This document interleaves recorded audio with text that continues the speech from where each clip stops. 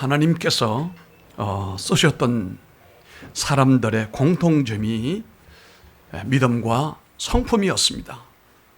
이것은 성경시대나 성경이 기록되는 시대나 지금 우리가 살아가는 시대에도 이 두 가지 이 원칙은 그대로 이어지고 있는 것만 같습니다.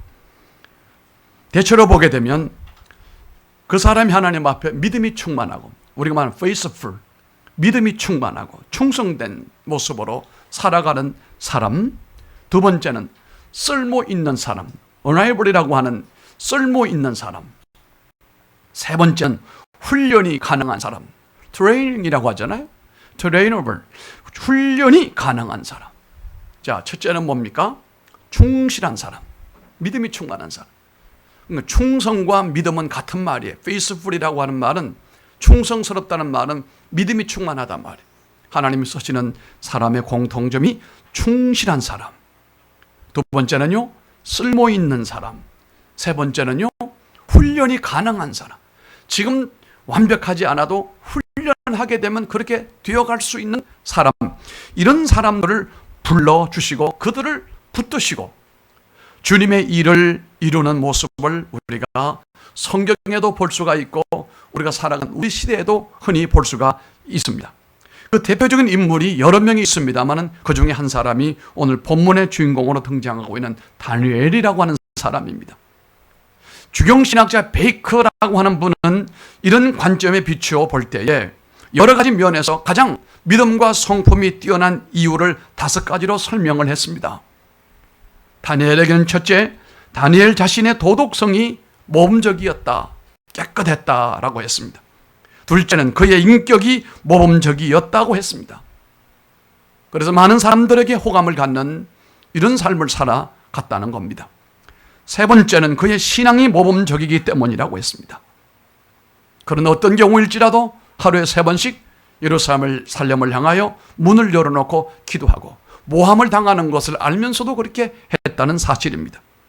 네 번째는 그의 책은, 다니엘서는 역사의 심판과 메시아의 강림을 예언했기 때문에 그렇다고 그랬습니다.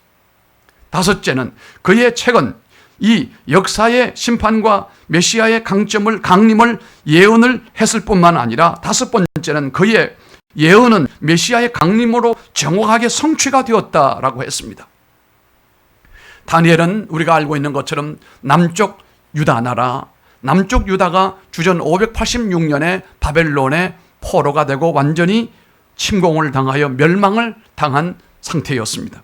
이때 여러 사람이 붙들려 갔을 때 끌려갔던 청년입니다.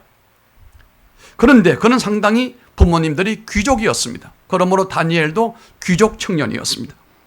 그의 신앙과 생활은 시종여일 변함없이 이 예루살렘에 있을 때나 바벨론에 붙들려 갔을 때나 아주 모범적이고 시종여일 실천적인 삶을 살아갔습니다. 그의 이름의 뜻이 무엇입니까? 다니엘이라고 하는 말은, 여러분, 엘이라고 하는 말은 하나님이라는 말이에요. 다니라고 하는 말은 심판이란 말. 그러니까 하나님은 나의 심판이시다. 다니엘이라는 뜻은 하나님은 나의 심판이시다. 한번 따라해 보십시다. 하나님은 나의 심판. 이것이 이름이었어요. 사람들은 대체로 보면요, 이름대로 살아갑니다.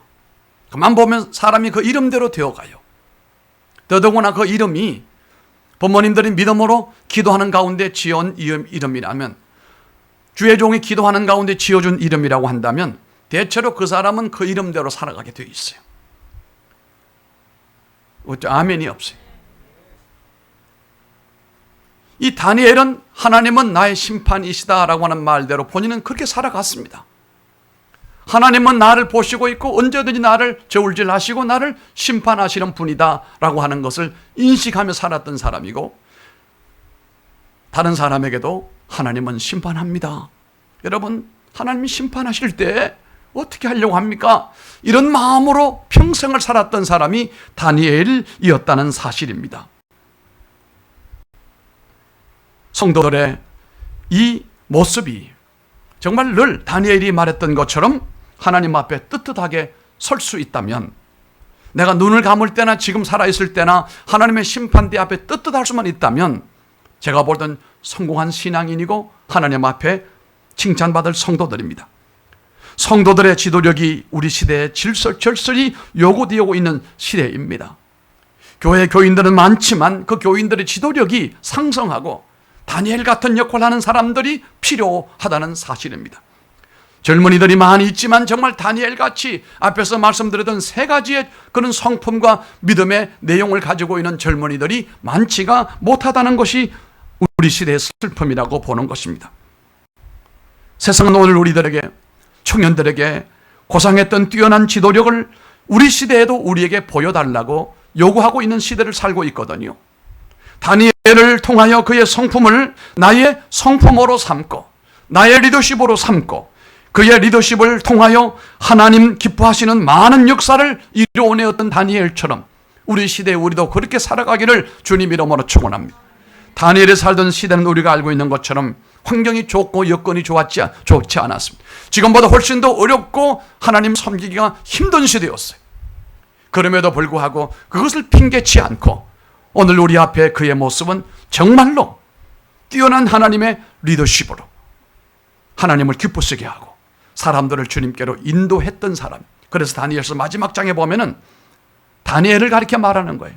많은 사람을 옳은 대로 돌아오게 하는 사람은 궁창의 빛과 같이 빛날 것이고 별과 같이 빛나리라. 그렇게 말씀을 했습니다. 세 가지 말씀으로 오늘 말씀을 통해서 은혜를 나누고자 하는 것입니다. 다니엘의 이 성품과 믿음으로 하나님을 섬긴 과정을 보면 그는 마음이 민첩한 성품의 소유자였습니다. 3절의 말씀을 가리켜보면 우리가 같이 한번 읽어보십시오. 3절 시작.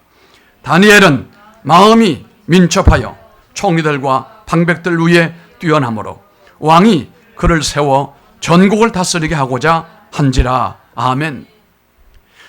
바벨론 왕 다리오는 왕으로 즉위하고 난 다음에 곧바로 행정조직을 정비하면서 자신의 왕국을 120개의 지방주 도로 나누었습니다.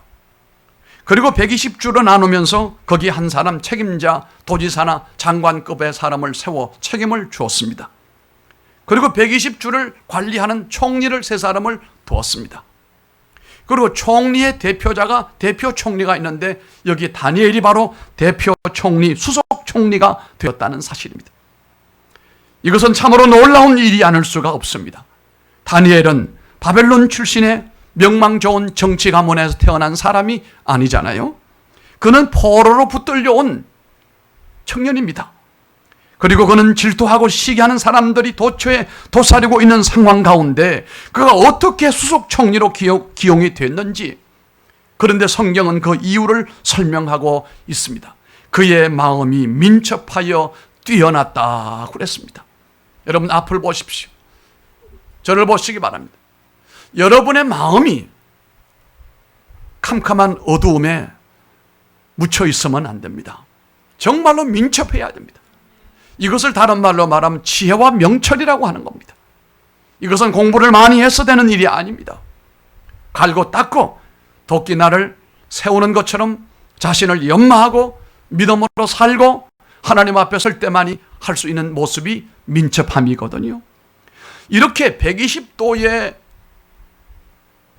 장관들이 있고 관리하는 전체 총리가 3명이고 그 중에 대표 한 사람인데 그 수석 총리가 다니엘이 됐다. 그 이유는 그의 마음이 민첩함이었다 그랬거든요. 분명히 이 마음은 하나님이 다윗을 만남에 내 마음에 합한 자다라고 말씀하셨는데 다니엘을 볼 때 하나님은 내 마음에 합한 자였다라고 말씀하실 겁니다. 왜 그렇지요? 민첩했기 때문이라고 그랬습니다. 그에게서 우둔함이나 미련함이나 우유부단함보다는 통찰력으로 세상을 넓게 보고 크게 보고 상황을 바라보는 눈이 통찰력이 있었습니다. 뿐만 아니라 먼 미래를 내다볼 수 있는 그런 통찰력이 조화를 이루고 있는 그런 지도력을 가지고 있는 사람이었습니다. 늘 새로운 것에 대하여 열린 마음을 가지고 이전의 것만 고집하지 아니하고 미래를 향하여 하나님의 인도를 받으려고 하는 열린 마음을 가지고 있었습니다. 그런 입신양면이나 출세를 위해 누구에게 뇌물을 준 일이 없었습니다. 누구의 로비를 한 일도 전혀 없었습니다.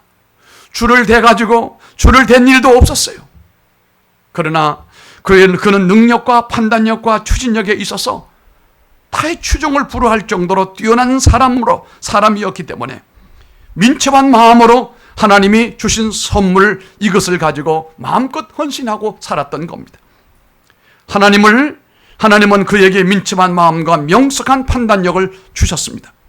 그렇다고 해서 그는 그 민첩성이나 명석함으로 시세에 영합을 하고 대세를 따라 줄을 서는 사람은 아니었습니다. 오직 그는 하나님 앞에 성실하게 하나님 앞에 공명정대했습니다. 그가 바벨론의 포로로 붙잡혀 있는 그 초기 바벨론 왕은 유다의 청년 몇 사람을 뽑아서 엘리트 교육을 시켰습니다. 특혜를 베풀어 그들에게 왕의 음식과 포도주를 먹도록 특별한 배려를 했습니다. 그러나 다니엘은 왕의 음식과 포도주를 거절했습니다. 아마도 이것은 우상의 제물과 연관이 있어 보입니다. 그는 채소와 물만 먹었습니다. 당황했던 것은 그의 건강 상태를 책임진 신하였습니다. 만일 채소만을 먹고 얼굴이 상하거나 체중에 변화가 생기면 왕으로부터 문책을 받아야 하기 때문에, 그러나 그럼에도 불구하고 다니엘은 그를 잘 설득을 했어요. 하나님이 또한 함께 하심으로 그가 그렇게 허락을 했습니다. 그는 제 아무리 조건이 좋고 기회가 유리해도 하나님이 싫어하는 것이라면 거절하는 용기가 있었습니다. 돈과 출세와 성공, 오늘날 젊은이뿐만 아니라 모든 사람은 세 가지입니다. 돈, 출세, 성공, 목숨을 걸지요.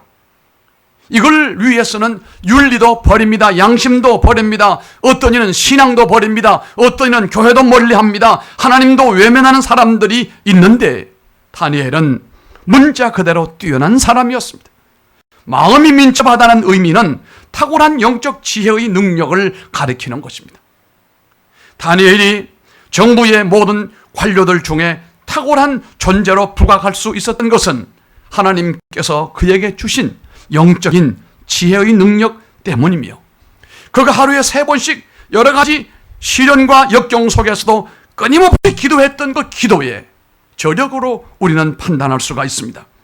그가 지속적으로 하나님 신앙을 견지하면서 끊임없이 기도로 하나님과 교제하는 가운데 이 역사가 이루어지게 된 것입니다. 그는 하나님과 교제하는 가운데 하나님의 종이 되는 훈련을 받았습니다. 진정한 지도자가 되기 위하여서는 누구든지 하나님의 진정한 종이 되어야 되는 것입니다. 여러분, 교회에서 주님이 쓰시는 종이 되시기를 바랍니다.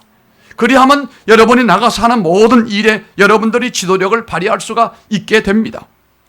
성경이 리더십에 관하여 가르치는 점이 뭡니까? 세상이 가르치는 것과는 그 관점이 이상하게 다릅니다.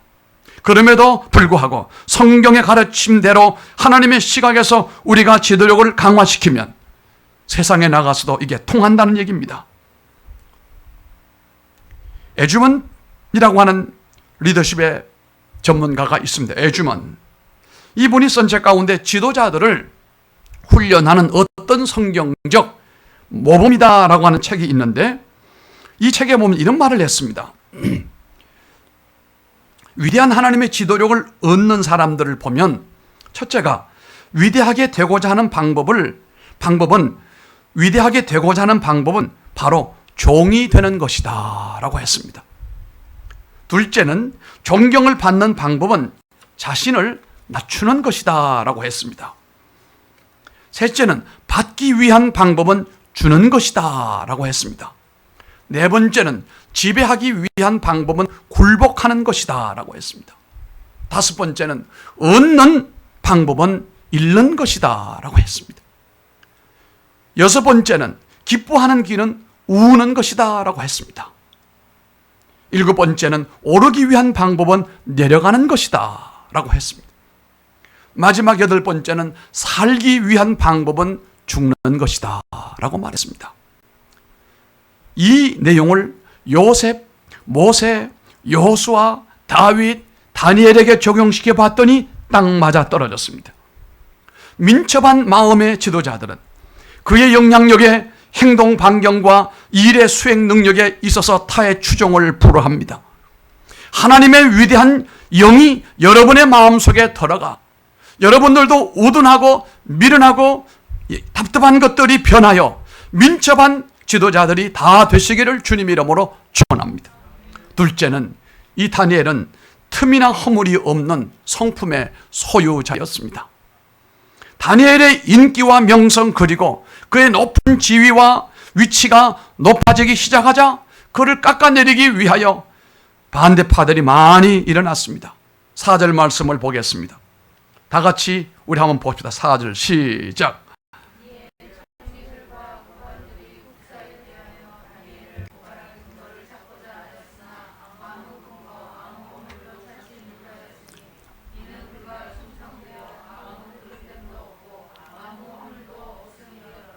아멘. 뭘 하려고 틈을 노렸죠? 고발하려고. 예전 성경은 고소였거든요. 개정판은 고발이야. 고소는 무엇이고 고발은 뭡니까? 고소는 나와 직접 연관된 사람으로서 내가 하는 것이고, 고발은 나와 직접 연관이 없는 간접적인 관계에 있어서 하는 것이 고발이에요. 근데 고발을 했어. 틈을 노리는 겁니다. 120명의 장관들과 다른 총리들은 다니엘이 두 눈에 가시처럼 보였습니다. 다니엘은 포로이며 이방 사람 아닙니까? 자기들과는 정치적인 노선도 다릅니다. 거기다가 타협 정치나 협잡 정치에 이 다니엘은 절대로 동참하지 않았기 때문입니다. 그래서 그는 소요점으로 말하면 수구 세력 혹은 개혁 세력으로부터 강한 도전을 받게 된 것입니다. 그리고 그들은 다니엘이 흠이 있나, 그에게 책잡을 만한 허물이 있나 해서 혈안이 되었습니다. 그런데 4절 끝에 보면은 아무 틈, 아무 허물을 얻지 못하였다라고 말했습니다. 참 이게 대단합니다. 우리는 지금도 하나님 앞에 설 때 흠이 많고 허물이 많아요. 이건 목사인 저도 예외는 아니에요. 강단에 서 엎드려 보면 아직도 하나님 앞에 허물진 것이 있고 하나님 앞에서 허물이 틈이 있다 이거예요. 그런데 이 원수들이 두 눈을 뜨고 다니엘에게 아무리 살펴봐도 얻지를 못했어요. 한마디로 털어도 뭐가 안 난다? 먼지가 안 난다. 요즘 사람 말은 털어 먼지 안 나는 사람이 어디 있느냐 이렇게 말한다. 다니엘의 생활이 얼마나 청렴결백했던가를 보여주고 있습니다. 이와 같이 깨끗한 사람이 많은 사회는 얼마나 좋겠습니까? 이 같은 깨끗함은 늘 하나님 앞에 내가 서 있는 태도가 되어져야 되는 것입니다. 숨기는 것은 영적으로나 정신적으로나 자신을 퇴보시키고 병들게 합니다만 하나님 앞에 드러내고 고백하고 뉘우치고 하게 되면 하나님은 우리를 고치시고 늘 새롭게 만들어 주시는 분입니다. 드러나서는 안 될 만큼이나 허물이 있어서는 여러분 안 됩니다. 우리 모두 부끄러운 것이 없는 복음의 일꾼으로 성장해 가시기를 주님 이름으로 축복합니다. 우리는 자신 앞에서 당당하고 사람들 앞에서도 흠잡을 데가 없게 해야만 하나님께서 우리를 붙들어 주시고 하나님의 도구로 쓰신다는 것을 알기를 바랍니다. 부단히 우리의 성품과 우리의 모든 삶의 내용을 하나님 보시기에 깨끗해서 정말로 일급수 같은 맑은 물처럼 살아가도록 노력을 하기를 바랍니다. 세 번째는 그는 충성된 성품의 소유자였습니다. 4절 끝을 보면은 그가 충성되어 아무 그릇함도 없고 아무 허물도 없음이었더라 라고 말씀했잖아요. 충성이란 자기 맡은 일에 최선을 다하는 생활 태도를 말하는 것이지요. 어떻게 다니엘이 충성된 사람이 될 수 있었는지 두 가지 이유를 살펴보면 가능합니다. 첫째는 그의 삶의 철학 때문입니다. 그가 변치 않은 하나의 규칙과 기준과 하나의 사상이 있었어요. 그의 삶의 철학은 정직과 근면과 성실함이었어요. 한번 따라해 보십시다. 정직과 근면과 성실함, 산소 같은 맑음의 사람으로 살고 흘러가는 일급수같이 맑은 물처럼 깨끗하게 사는 철학이 우리에게도 있기를 바랍니다. 다니엘은 일찍이 그렇게 정했단 말이에요. 둘째는 그의 신앙 때문입니다.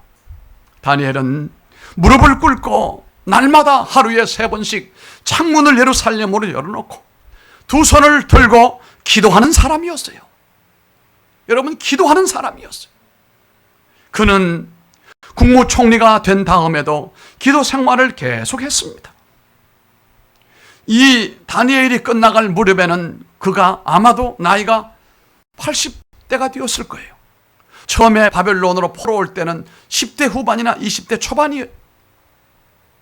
나이가 많아졌을 때도 그 젊을 때나 늙었을 때나 하루에 3번씩 손들고 하나님 앞에 이 기도하는 것은 똑같았다는 겁니다. 하나님 앞에 이렇게 기도하는 가운데 이 다니엘이 그때나 오늘이나 미래가 똑같이 하나님 앞에 쓰임받았다는 것 아니겠어요? 여러분, 기도해야 됩니다. 이 어려울 때일수록 기도해야 됩니다. 그래서 하나님 주시는 지혜와 하나님 주시는 은혜가 있어야 되고, 그래서 우리 그 힘으로 정직하게 살고 근면하게 살고 성실하게 살아가기를 바라는 것입니다. 국무총리가 되고 난 다음에도 그의 기도 생활은 변함이 없었습니다. 어떤 이는 징겁되고 출세하고 돈 많이 벌면 기도도 안 하고 교회 출석도 멀어지고 교회 맡은 직분도 귀찮게 여기는 사람들도 있는데요, 참 미련스러운 사람입니다. 다니엘은 하나님을 우선으로 섬기고 하나님의 뜻을 우선 순위에 두는 사람이었습니다. 그는 국무총리 자리보다는 하나님을 더 섬기는 것이 그에게는 중요한 것이었고 우선순위였어요. 바벨론 왕보다 하나님을 더 높이 인식을 하고 경외했다는 사실입니다. 옛날 영국의 저 잉글랜드 북쪽에 티저강이 있었는데 이 티저강변에 밀가루를 빻아 만드는 그런 사람이 있었습니다. 그는 하루 종일 가루를 빻으면서 노래를 불렀습니다. 찬송을 불렀습니다. 그의 노래 내용은 세계에서 내가 제일 행복해, 나는 행복한 사람이야, 나 정말 행복해, 이런 노래를 부르면서 하루 종일 밀가루를 빻는 방앗간을 돌렸습니다. 물레방앗간이겠지요? 그런데 이 소문이 주변 사람들에게 퍼져나갑니다. 옛날이나 지금이나 사람들은 아리스토텔레스가 말했지요, 사람의 궁극적인 목적은 행복이라고. 옛날 사람들도 뭘 따라 살아요? 행복을 꿈꾸며 살아갔던 거고, 오늘날 사람들도 뭘 꿈꾸며 살아요? 행복을 꿈꾸며 살아갔지요. 그런데 행복합니까? 행복합니다라고 하는 사람은 많지가 않아요. 그가 행복한 사람으로 살아간다면 그는 삶이 성공이죠. 그런데 사실은 따지고 보면 행복하지 않다는 겁니다, 대부분의 사람들은. 그런데 이 물레방앗간을 돌리면서 밀가루를 빻아가면 하루 종일 얼마나 고된 일입니까? 그런데도 난 행복하다는 얘기예요. 이걸 노래를 하루 종일 부르고 일하니 이 얘기가 주변에 전해지게 된 겁니다. 그 마을 사람들이 알았습니다. 그리고 이것이 점점 퍼져나가면서 이 얘기가 널리 전하여 임금 왕에게까지 이 소문이 전달이 되었습니다. 어느 날 국왕이 세계에서 자기가 가장 행복한 사람이라고 하는데 내가 한번 찾아가 봐야 되겠다. 이 사나이를 만나기 위해서 먼 길 마다하지 않고 티저강변까지 찾아왔습니다. 그리고 그에게 물었습니다. 당신 행복합니까? 왕이 묻습니다. 그랬더니 망설이지도 아니하고 대답을 합니다. 저는 아내와 자식들과 친구들을 사랑합니다. 그들도 저를 사랑합니다. 그래서 나는 행복합니다. 이렇게 대답을 했단 말이에요. 국왕은 손뼉을 치면서 감탄을 합니다. 그리고 이렇게 말했습니다. 그대의 먼지투성이인 모자는 짐의 왕관보다도 귀하도다. 이렇게 칭찬을 했다는 겁니다.